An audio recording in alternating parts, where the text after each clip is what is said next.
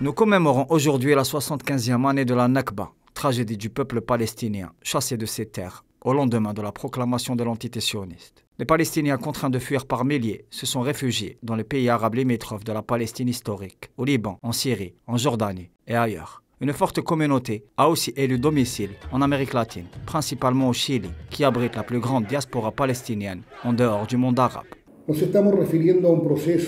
Nous nous référons au processus de nettoyage ethnique brutal et sanguinaire qui a signifié l'expulsion d'environ 800 000 Palestiniens contre la population en Palestine historique, allée au-delà d'1 million d'habitants, c'est-à-dire plus de 75% de la population originaire a été expulsée de ses habitations et obligée à s'exiler et à s'échapper pour sauver leur vie face aux ordres du sionisme fasciste pratiquant le crime de masse.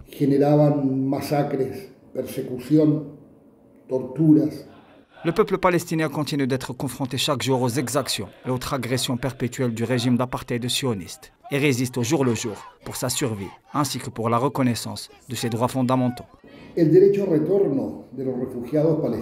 Le droit au retour des réfugiés palestiniens qui atteignent le chiffre de plus de 7 millions d'âmes autour du globe est consacré par le droit international. Au mois de novembre 1948, l'Organisation des Nations Unies, qui a elle-même permis l'établissement de l'entité sioniste, a promulgué la résolution 194 qui exige à l'État hébreu de permettre sans restriction le droit au retour sur ces terres à tous les Palestiniens qui ont été expulsés d'une manière violente avec le début de la Nakba et qui étaient obligés d'abandonner leur terre ancestrale, c'est-à-dire la Palestine.